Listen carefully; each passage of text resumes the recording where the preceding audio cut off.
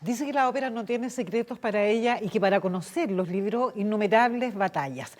La más importante de todas fue vencer el pánico escénico que la acompañó en cada una de sus presentaciones como soprano. Un miedo inexplicable a enfrentarse al público desde el escenario que sin embargo logró superar. Miriam Singer, galardonada entre otros con el Premio Nacional de Artes Musicales 2020, es nuestra invitada hoy día en Testigo Futuro.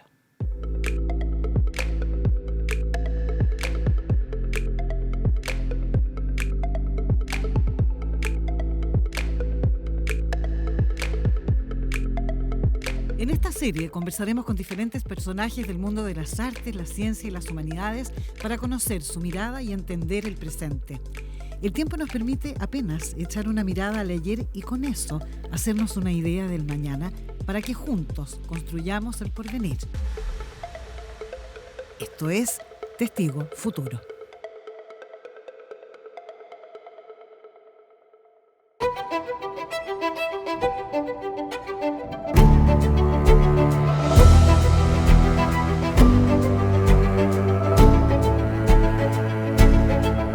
Yo pienso que nací cantando, es decir, en mi caso se cumple que no, una cantante no se hace, se nace. Los recuerdos más tempranos de cantar frente al público y sentir la mirada de las personas escuchando y poniéndome atención son desde que yo tenía 4 años. Eso es muy temprano en términos relativos, creo. Pero bueno, dicen que yo hablaba castellano a los 2 años, de manera que tuve 2 años entre medio para aprender a cantar también, o para recoger el canto que venía dentro de mí. ¿Y eso tus padres después te impulsaron a que estudiaras música o ellos te dejaron libre? ¿Cómo fue eso? No sentí nunca que hubiese un encauzamiento, salvo por el hecho que estaba siempre para mí mi padre y mi madre atentos a que si yo bailaba, por ejemplo, ya, entonces clase de ballet.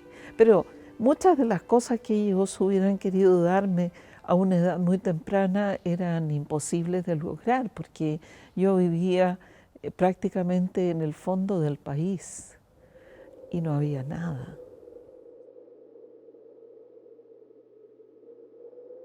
Yo dejé la casa paterna a los 17 años, porque en Vallenar no se podía estudiar después del colegio, ¿no? Entonces me vine a Santiago a estudiar y luego vino el golpe, ¿no?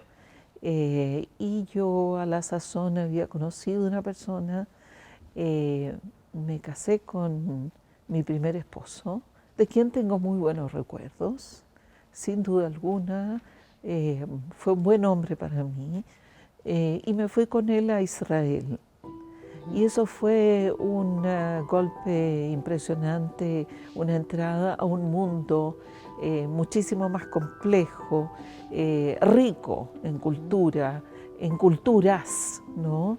Era una sociedad donde habitaban muchísimas personas de distintas tradiciones.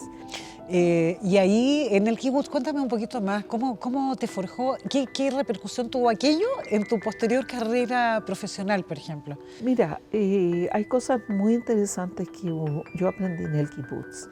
De partida, lo que tú mencionas, el valor del trabajo. En el kibutz era una sociedad semi-rural, semi-industrial, donde todos los trabajos valían lo mismo y tenían la misma importancia. Durante mi estadía en el kibutz, por ejemplo, vi mucha música, mucha ópera, conciertos, porque en el kibutz se entregaba una mesada. Entonces cada uno ocupaba esa mesada para lo que quería y yo la ocupaba para ir a escuchar la Sinfónica de Israel o ir a ver ballet, danza. Conocí la danza contemporánea mucho antes que llegar a Chile, por ejemplo, ¿no? O sea, se va formando una multifacética mujer que es costurera, Sí. tiene sentido estético. Además pasaste por arquitectura, aquello también que te dejó para lo que posteriormente has desarrollado con esta carrera musical. Mira, la arquitectura es una manera de mirar el mundo, es más que una profesión. Ves los colores, te hablan las texturas, te hablan las proporciones, te habla también la historia de las cosas, ¿no? Yo me enfrento a cualquier cosa que sea el mouse, este escenario, las cariátides que están soportando el balcón, esto, ¿no? El anillo que llevo puesto. Me relaciono con esa cosa, con ese objeto, en términos espaciales, por cierto, 3D, estéticos, pero sobre todo por la historia que cargan. Ahora, Miriam, teniendo todo este bagaje, finalmente, y además pudiendo elegir entre varias expresiones musicales, o sea, tú podrías haber sido, haber perseverado en la arquitectura, podrías haber perseverado en el baile, en fin, pero eliges la ópera. ¿Por qué elegiste la ópera? Bueno, yo elegí la ópera por lo que te dije recién, que nací chicharra, ¿no? Cantando, nací cantando. Eso está en el más básico, profundo y original ADN, el cantar. Ahora, también está en mi ADN la teatralidad, ¿ya?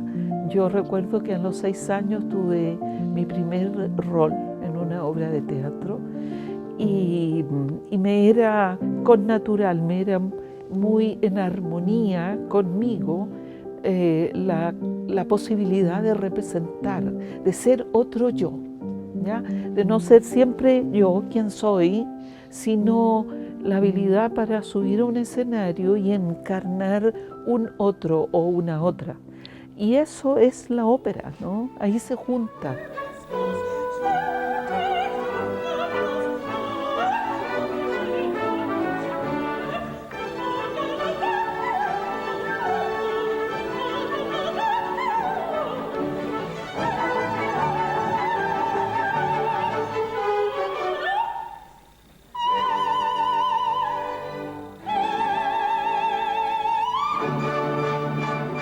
Y en lo que es tu despliegue profesional en el escenario, en fin, ¿alguna dificultad que hayas superado producto de esa fuerza interior? Que desde bastante temprano yo adquirí el pánico escénico, que es una cosa, es un síndrome muy conocido entre los cantantes, no sé si entre los actores, que hace que se nuble, digamos, y que se dificulte la posibilidad de hacer una continuidad entre lo que tú has trabajado previamente en el espacio del ensayo al momento de enfrentar el público. Pero eso casi te imposibilita presentarte, Absolutamente. pero te presentabas igual. ¿Cómo? Porque era muy fuerte, porque yo soy una persona muy fuerte. En ese sentido, yo quiero decirte que tal vez la más grande fortaleza a la que he tenido que echar mano a lo largo de mi carrera pública es la capacidad de vencer el pánico escénico. Y para terminar un poquito esa dimensión, ¿se te presentó todas las veces que tú tenías algo en público? Siempre hasta el día de hoy. Y te late el corazón y te viene... Hasta el día de hoy.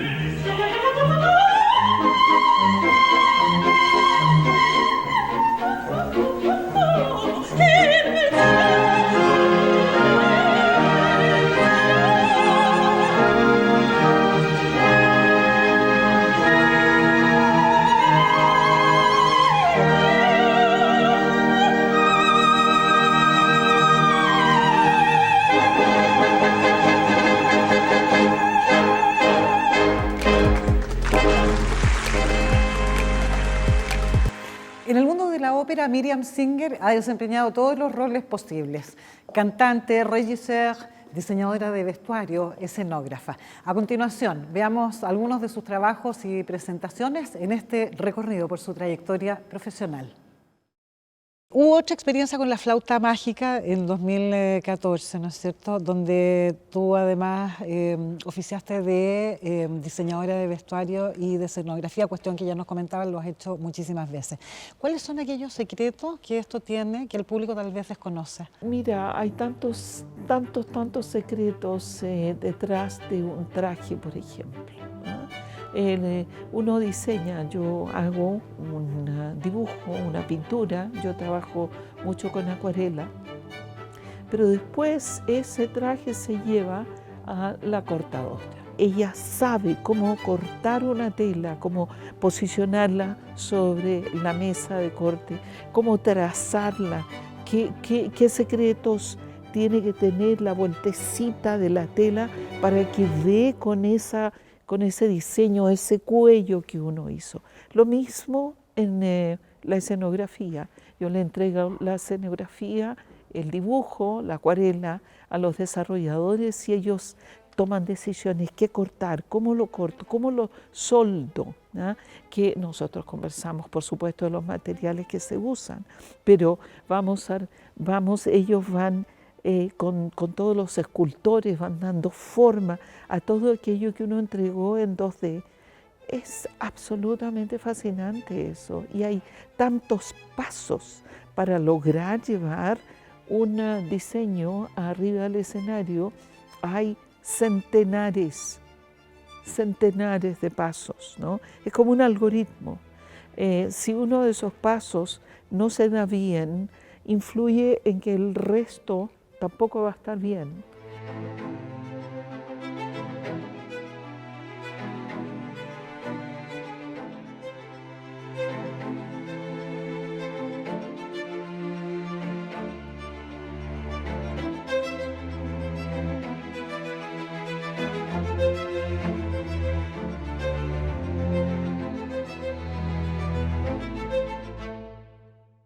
Acabamos de ver una sesión simplemente de maquillaje y vestuario para prepararse para la ópera. Cuando se me pregunta qué significa montar una ópera, la verdad es que es un proceso de muchos meses que parte en el momento en que uno elige la ópera.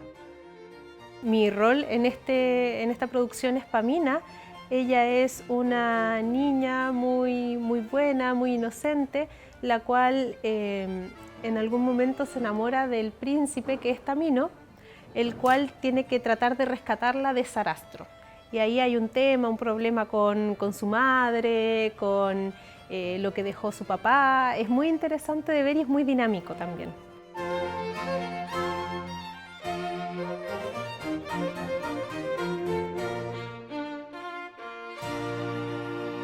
Te voy a contar otra experiencia maravillosa. Yo estaba en un colegio de alguna parte de la quinta región, a punto de subir con los niños al escenario de la flauta mágica. Los niños de ese colegio que estaban cantando el coro con vestidos y en alemán. Y entonces estábamos muy tarde y yo digo, uy, Dios mío, se van a maquillar solamente las niñas. Y todos los niños que estaban ahí frente a mí me miran y me dicen, ¿por qué solo las niñas?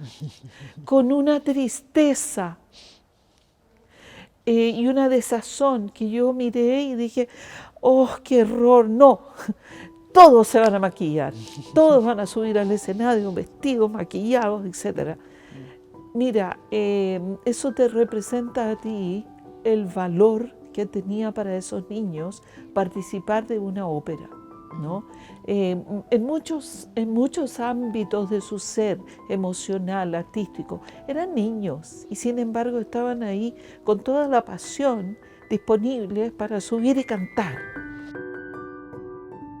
Uno de los objetivos que me he propuesto en la vida es lograr precisamente, no sé si voy a fracasar, es posible que fracase, pero te juro que voy a hacer todo lo posible por persuadir al sistema educacional chileno que el aprendizaje por proyectos que llaman, Es uno de los descubrimientos más importantes de la educación, la teoría de la educación del siglo XX. Y uno de estos proyectos es precisamente la ópera, porque como tiene esa cualidad de ser una obra de arte total, donde se manifiestan tantos talentos, creo que los niños pueden hacerla.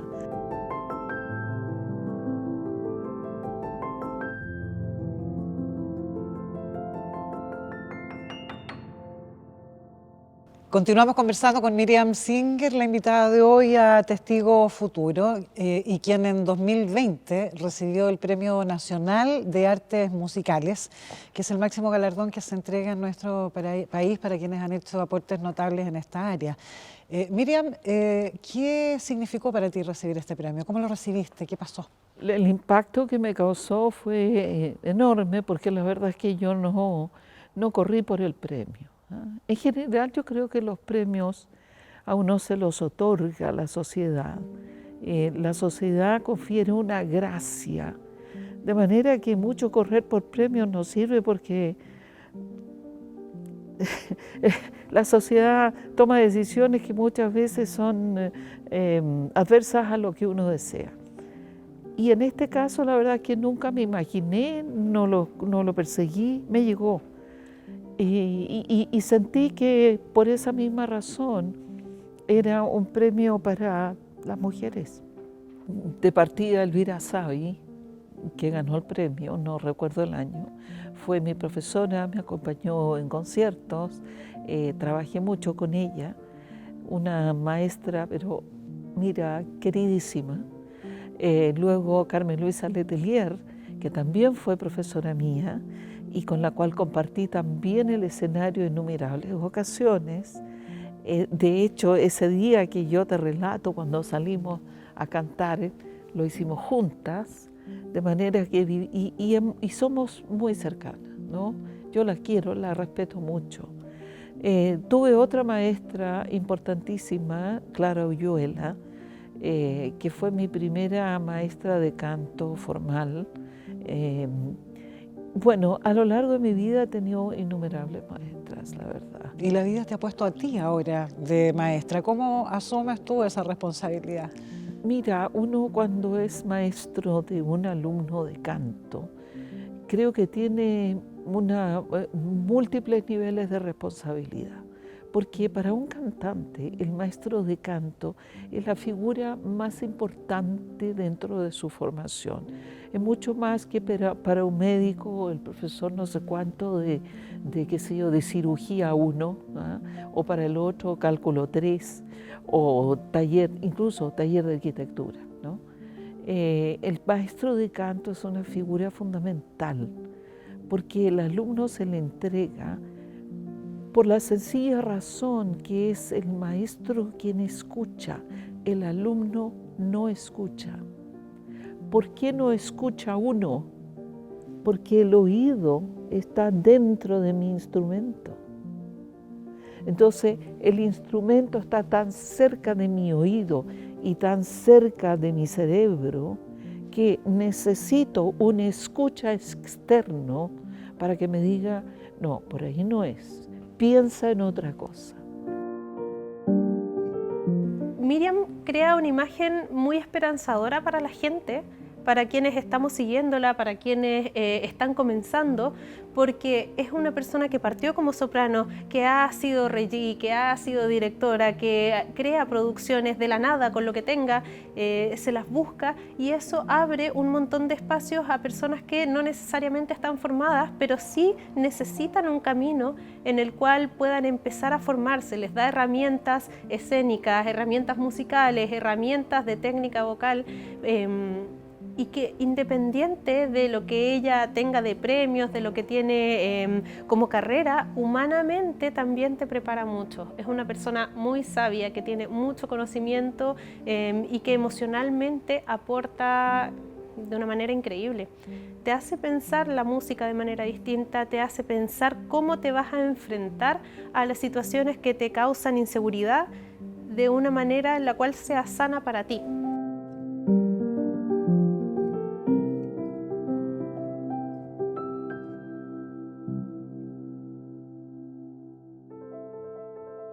música es necesaria para las personas, yo creo que la pregunta debiera ser otra, porque la música es connatural a las personas, viene incluso antes que el lenguaje.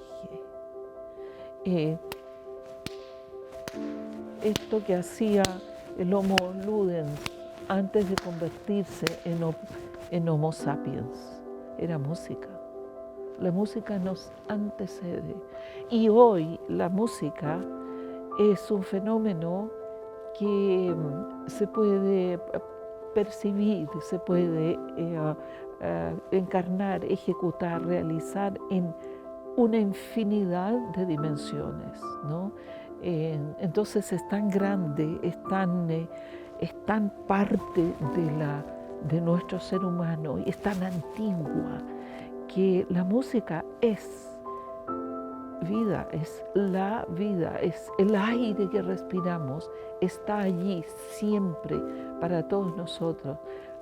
Algunos la viven de una manera, otros de otra manera. Entonces por eso que a mí poco me gusta hablar de la música, me gusta más bien hablar de mi música o de 8.000 millones de músicas. Discípula de las más importantes figuras de la música y de la ópera nacional, con el paso del tiempo ella misma se transformó en guía y referente de los talentos emergentes que sin duda seguirán dando que hablar próximamente en la escena artística nacional e internacional. A Miriam Singer le agradecemos el haber compartido con nosotros su historia y a ustedes los esperamos en un próximo capítulo de Testigo Futuro.